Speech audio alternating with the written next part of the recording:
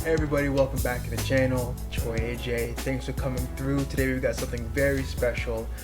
Doing a little bit of a movie review for the hit that just came out, Shang-Chi. The newest Marvel movie to come on out, and it honestly, it's a hit. It was so much fun to watch. I enjoyed every bit of it, honestly. And honestly, I just can't wait to see what they do with the future of this character, cast, and throwing him into the rest of the MCU, because he's going to be a force to be reckoned with. I'm curious to see how everything goes. But I'm going to break this up into two parts. We're going to be doing the first part, which is going to be non-spoilers. So if you haven't seen the movie, you can watch a little bit of that. But for anyone that wants to get into the action, and when we get into the movie itself, go ahead and check down the description. I got a timestamp for that, so go ahead and check that. But while you're down there, don't forget to go ahead and leave a comment. Go ahead and like and subscribe to the channel. It means a lot and helps out the channel a lot. So yeah, go ahead and definitely do that. Without further ado, let's get into the non-spoiler session of this review.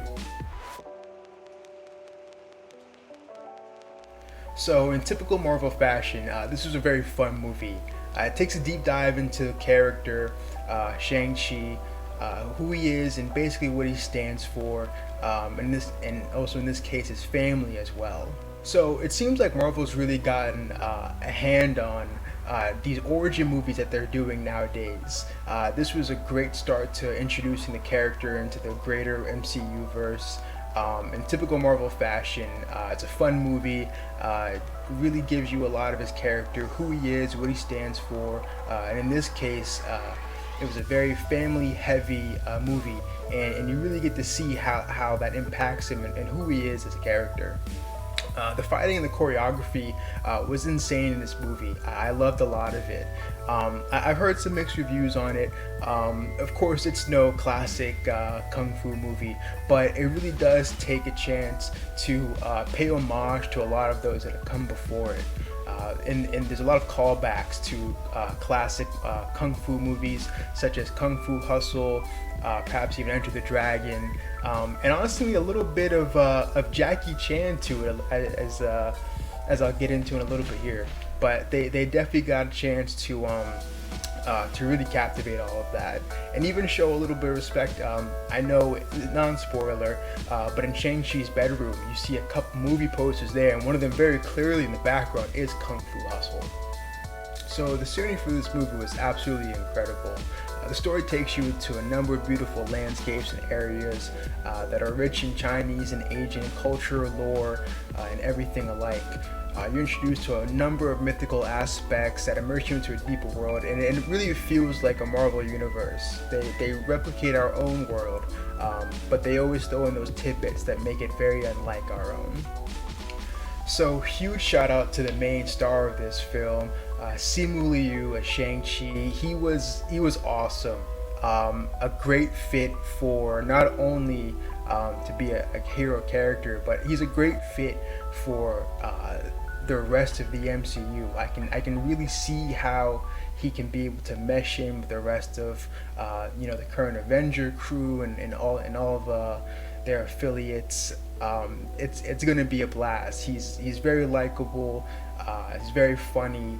And of course, when he gets down to it, very serious. So huge shout out to him. He was very captivating, and his skills as a fighter and actor were really came through in this movie. I enjoyed him a lot, and I really want to go ahead and see a lot of his other work. So if anyone has anything to recommend for any of his past work or anything, go ahead and drop it down in the comments below. I'm curious to see what he's like in some other things. But to be straightforward again, he just kicks ass. he's very likable. The cast seemed to work very well together. Even the comedian, Awkwafina, surprised me in moments that kind of required her to be very serious and have a serious deposition. I know she's used a lot of comedy relief for other things, but in this, it wasn't always too forced, I thought. There were a few moments where it was very appropriate. But overall, I think she did a very good job. I was very surprised with her. So shout out to her as well. And I'll get into the rest of the crew a little bit later. But the dynamic that those two showed throughout this movie, I kind of did like. I like them as friends. I like some of what they were doing in the beginning of the movie. Their friendship, and even with her family a little bit. That was actually really funny. Also, non-spoiler part, but there's a part where they were sitting with Aquafina character's Katie, her grandmother. She was asking Shang-Chi, "Hey, when are you two gonna get married?" And she's just like, "Oh, we're just friends." And she was just so disappointed and just dismissed all of them. That was hilarious to me. But again, the rest of the supporting cast, they were all very great. And again, we'll get into them a little bit here. So, for all of you that have not seen the movie, this is the part where you might want to click off, because we're about to get into some spoilers. So I'm going to give you 5 seconds to go ahead and click out of here. But while you're here, don't forget, go ahead and drop a like, comment, and subscribe while you're at it. And yeah, go ahead and check out anything else on my page while you're at it too. A few moments later. Okay, now that they're gone, let's get into the juicy stuff.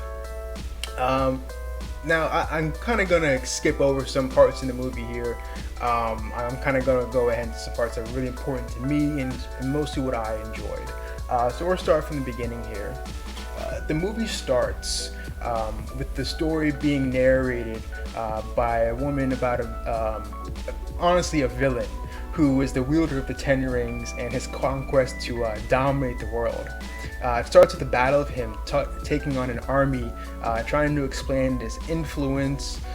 We see that he's using the Ten Rings to take them all out, obliterate the army, and then he starts to grow his organization. It goes on throughout the history of the world as having some sort of influence, whether in the shadows or in the light, kind of changing the way the world goes. And some of those scenes kind of reminded me a little bit of Bucky as the Winter Soldier. We know that he's been a part of a number of instances in the world that have helped change it to what it is now. So that kind of reminded me a little bit there. I wonder if any of those ripples will come back in the future of any MCU projects, possibly, because we do know that they do have a presence. Kind of similar again to Bucky, but also kind of like the Hand from the Daredevil and Netflix TV shows. I don't know if they'll ever come back, but I kind of like the Hand personally, but that's a whole different topic. So we learned that the woman who's narrating this is Jiang Lu, the mother of Shang-Chi, and she's talking about the Mandarin, of course the father of Shang-Chi. So after living for roughly about 1,000 years or so, the Mandarin kind of wants to go ahead and dominate his final conquest, which seems to be called a mystical realm we know as Tao Lo. In the mountains of Asia, it's filled with warriors and gods, a number of mythical creatures as the legend has it, and it's just not natural to the world. He's able to sort of make it through that bamboo maze forest, almost alive, of course with the loss of his men and the rest of the trucks. And he comes across a warrior woman, Jiang Li, who will not let him pass, honestly. So this is our first fight scene. And right away they set the tone for what to expect, because that was actually really cool. They went at it, and honestly the Mandarin got it handed to him. She absolutely dominated him in this fight, and it was actually very surprising to see, because as all powerful, he's using the Ten Rings on her, but because of her fighting style, it just wouldn't allow it. He's very forceful, very aggressive in his fighting style, and hers seemed to be able to use that against him. Now, I'm not a martial arts expert, of course. I'm not very well versed in different forms or styles, so I'm not really too sure what to sort of call what she was doing, but it seemed to just flow very well. It was very, very fluid, sort of like the wind that was moving around her that she was doing, as well as water. And she just used his own force against him constantly, and he just couldn't comprehend it, honestly. I think it was really the first time in his existence that he was dumbstruck to another warrior. So after this fight, the Mandarin's very dumbstruck. He can't believe he was defeated, and later on we learn that this was a cause for him to just go back and see her. He wanted to go and see her. He wanted to actually honestly be with her. And the more they talked and the more they met, the more he changed, honestly. And he stopped being this warmonger that he was his entire existence, and he sort of he fell for her, honestly, to the point where he tried to even become a part of Tao, but because of who he was, they wouldn't let him in. And in order to be together, she actually went in and forsaked her own home and ended up leaving and joining him in the real world. So they had a deep bond. They changed each other. They learned from each other, and as we see, they settled down and they have 2 kids, Shang-Chi and Shaolin. In this movie, though, of course, there is always some sort of tragedy that makes the main character who they are. And the defining one for Shang-Chi in this movie is the loss of his mother, and how that really affects the entire family, because everyone has visible grief, and they're all dealing with it in many different ways. As for the father, the Mandarin, he goes back to his old ways as being a warmonger, a conqueror. And because he lost his wife to violence, to a group of people that he had messed with and known, he renounced any sort of pacifism that he had sort of gained in the last few years, and he basically just goes on a conquest to take them out, and ultimately involves Shang-Chi within it, and it changes his entire life from there as well. Because Shang-Chi, who had witnessed the death of his mother at the hands of these men, he wanted to do anything to sort of get back at them as well, avenge his mother, but also to please his father, who he knew was hurting. So the Mandarin, out of grief, basically turns his son into himself, a weapon to be used, and with this, he sends him out to the world to go ahead and deal the final blow to the man in charge of who did it all. And as we know, Shang-Chi eventually went ahead and went through with it. That is a part of the movie that I know I'm jumping head on, but also I wish we would have gotten a little bit more of that as well. I wish we could have seen that part of the flashback of him actually sort of going through with it. We didn't have to see him, do the deed, but to at least actually see his disposition and ultimately where he went from there, because we know he fled to America and eventually met Katie. So I wish they could have connected those dots, but either way, I'm fine with that still. We also learned that his sister, Shaolin, she also had to deal with this in a number of different ways, not only from losing her mother, but in a way at the same time she lost her father, because the Mandarin, he wouldn't even look at her, honestly. She reminded him so much of her mother that he couldn't bear the sight of her, and it was too painful for him. So she just stayed in the background and kept quiet for years at this point, and grew to resent him.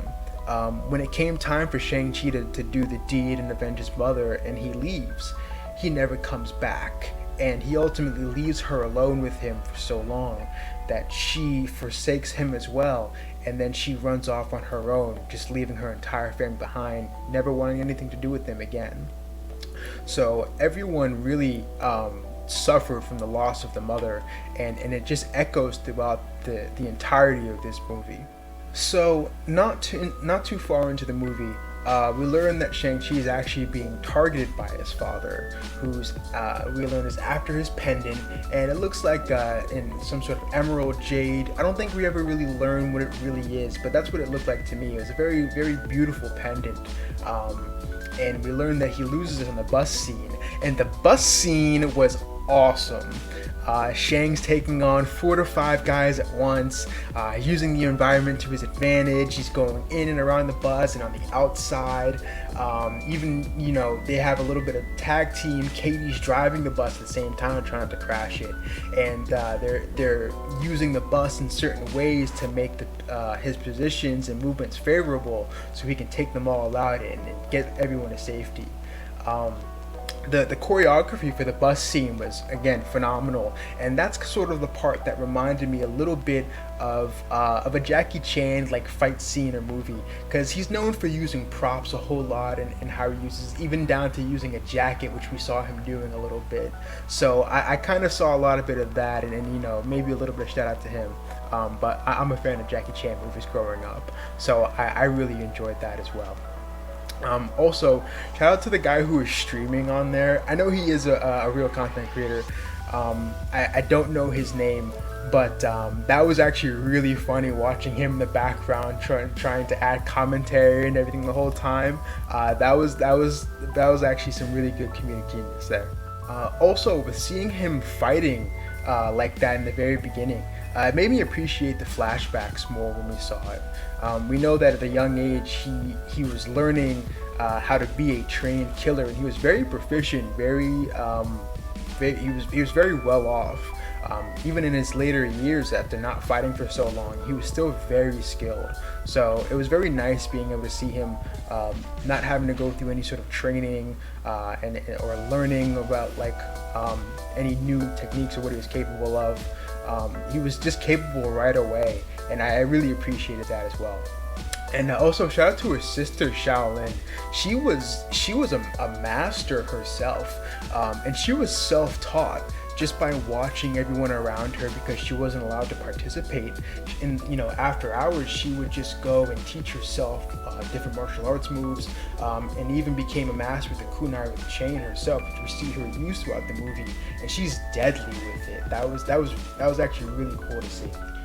Also, speaking of Shaolin, she's even more of a badass when we see her appear in the underground fighting ring that she runs.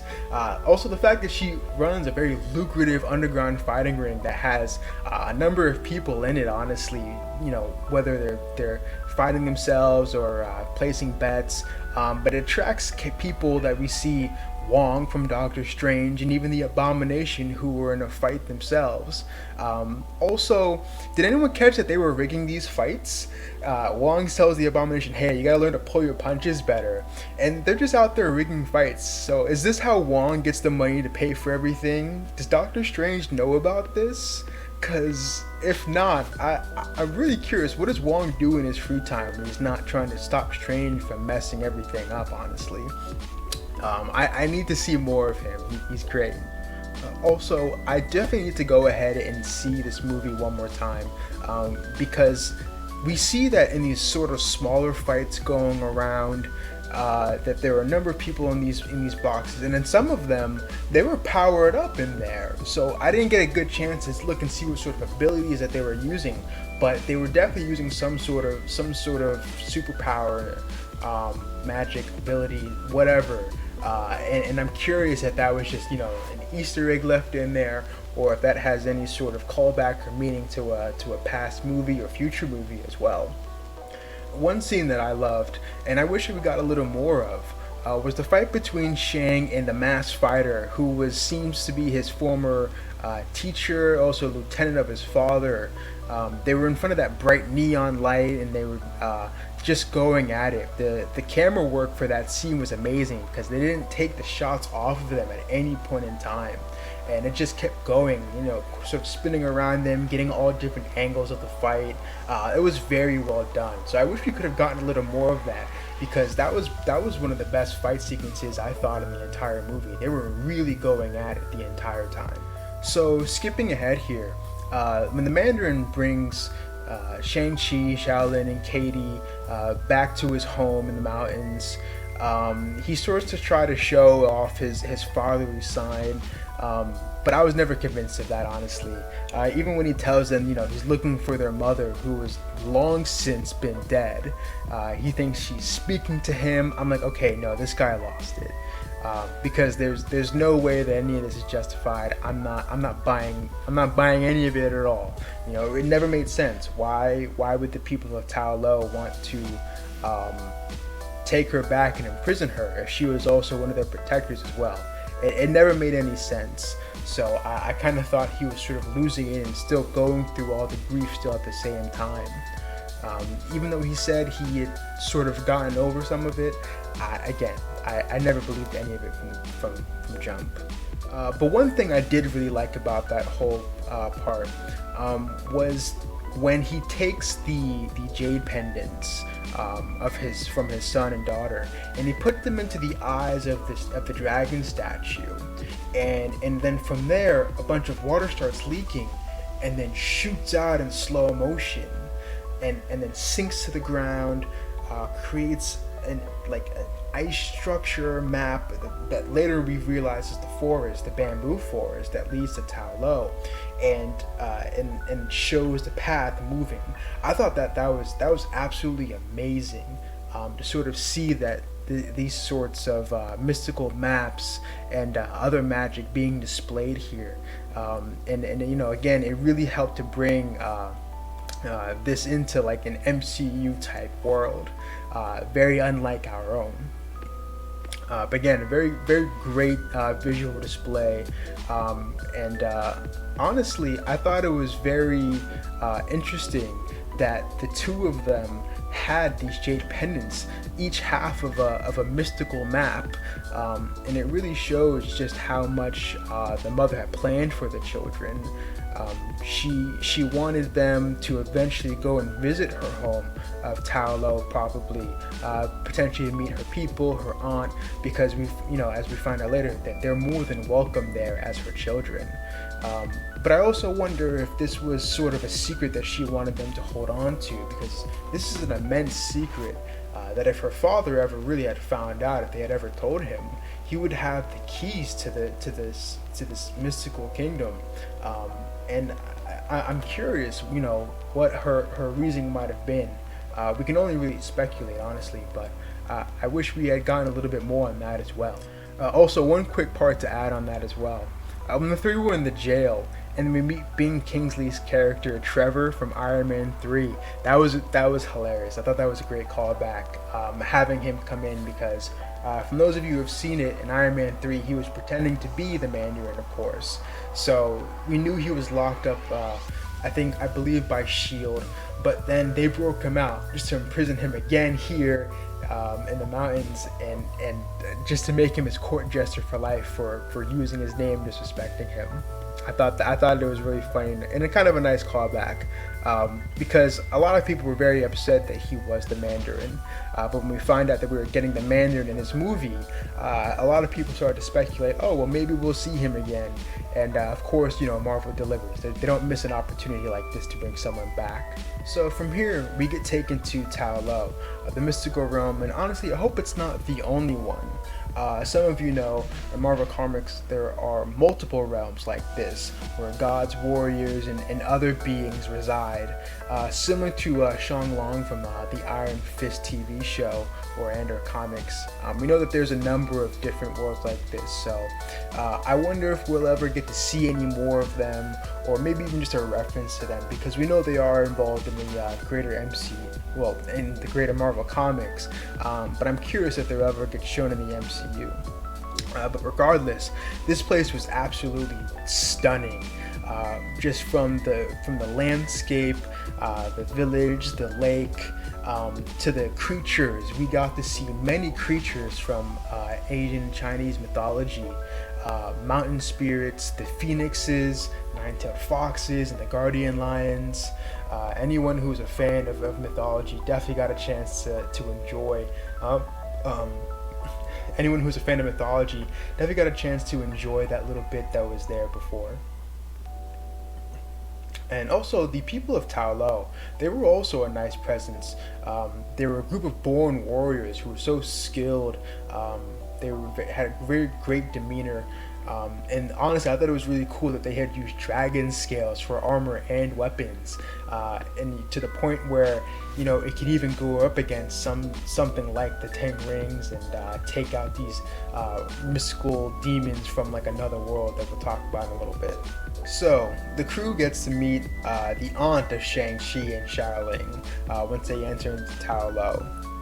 She tells them that their mother is not being held there, that she is also long since passed and they mourn her, and that their father has been being beckoned by a dark creature who wants to invade their universe, and he feeds on souls. That's been what's calling to him this entire time, because the rings themselves have the power to go ahead and destroy this barrier that's keeping it from entering the universe.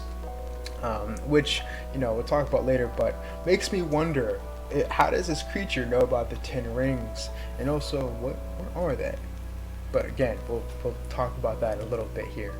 So we also learned from the aunt that there was once a battle long ago that sealed that this ancient evil. The people of Tao Lo and even the guardian dragon fought together to fight it back. And we learned that the auntie herself is something seriously special. She's absolutely amazing, just like her sister was. Their fighting styles are very similar, and honestly, it was great to watch that any chance we got in there, because just the way that they moved, again, it just flowed like water and wind, using the force of others against them. And in her case as well, in this, she was able to demonstrate just how much the magic is imbued with their fighting style when she's moving the wind, the leaves around her. I thought that was actually really cool. I wish we could have gotten a little more explanation on how that is. But again, I didn't really think about it when I was watching it. But yeah, I thought that would have been really cool to see. Just a little bit how that magic works itself, or maybe even what it is. So skipping ahead a little bit again, when it comes down to the final fight, I really didn't think that it would come into two parts. We have the main one, of course, and the follow-up with the Creatures of Darkness. So the battle between the people of Tao Lo and the Ten Rings was actually really cool as well. They were very even. I wasn't too sure who could have won that if it came down to just those groups individually. I might have given it to the people of Tao Lo just because they're built like that, honestly. But honestly, who knows? The Ten Rings are a force to be reckoned with, and they've been able to topple governments, so they're nothing to slouch at either. So in this fight sequence, everyone really got a chance to shine, whether it was Shaolin and her kunai with chain, the Yan as well, even Katie's character, or Awkwafina's character, Katie, who eventually was able to shoot the game-winning arrow right through the Dark Beast's neck. But everyone got a chance to do something really cool with this. And also, just to skip ahead here, after Shang-Chi was in the water, he gets that entrance with the dragon. That was awesome. Seeing him rise out of the water on top of the dragon kind of reminded me a little bit of Goku from Dragon Ball Z, honestly. Especially because, we know Shenron, an Eastern Dragon. We got an Eastern Dragon in this. I was actually just really happy to see a lot of that. I was absolutely captivated. And I've always been a fan of dragons in literature, whether Western or Eastern. It's always been a draw for me. But Shang-Chi and his father was a real treat once he got off the dragon and approached him that second time around, because he was different. Built different. He finally confronts him with no fear and full acceptance of who he was and meant to be. He is the cross between two worlds, two warriors. And when he takes his stance and digs his half circle in the ground, sort of like his mother's, I knew he was ready. I knew he was there. I knew he was definitely ready to take on his father and end him. That was really cool. And the way that he was just able to, again, use a lot of his movements against him, just the flow, man, the flow. There were moments where the Mandarin's face looked like he was going through deja vu, because it was like a flashback for him when he first fought Jiang Li, who just, at the beginning of the movie absolutely owned him. So I thought that was actually a really great callback. The choreography was very similar, and I was a little upset that they couldn't finish this fight. That it got interrupted by that giant creature of darkness and ended up killing the Mandarin. I wish we could have gotten a little more of that, because it was going really well once he started going, and he even got a chance, with the magic of that style, to control the Ten Rings, and was able to fight him on an evil footing and sort of take control away from the Mandarin. And I also wish we could have gotten the rings passed away in maybe in a different way. Shang-Chi definitely earned them. His father acknowledged that.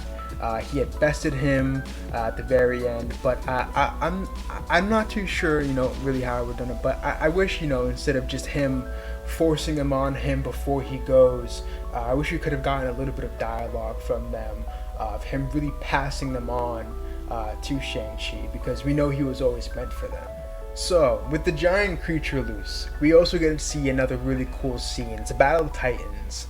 This giant creature of darkness, this giant squid bottom thing, I don't even know what to call it, honestly, and the dragon going at it. That was really cool to see them fighting in the air. But when the dragon was in trouble and having its soul taken out, I was really surprised that it was Katie who was able to save the day.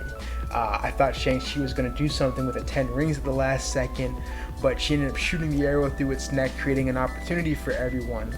And then Shang-Chi from up above is able to force the 10 rings into the body of this creature and then absolutely obliterate it to ultimately win the day.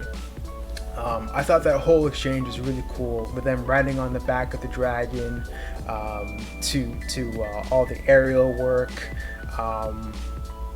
It was insane. I'm having flashbacks right now, sitting in the theater, like at the edge of my seat, trying to visualize everything. Yeah, I need to go see this movie again. But from here, the movie is ultimately coming to a close. The battle is won. Everyone leaves and goes back to their lives. In one of the end credit scenes, we see that Shaolin, instead of dismantling her father like Shang-Chi thinks she is, she's taking the whole thing over. She's building her own 10 rings, with women included, as we see that they're fighting in the main courtyard, and they're all looking fierce. So I'm really curious to know what her role is going to be going forward in the future. We know that the 10 rings are going to be returning. I just want to know maybe in what kind of capacity, whether they're going to be an antagonist, whether they're going to help him out at all. Is she really going to change them for the better, or is she going to sort of continue her underground work that she was doing before? Because we know that she was running things, in her old fight club.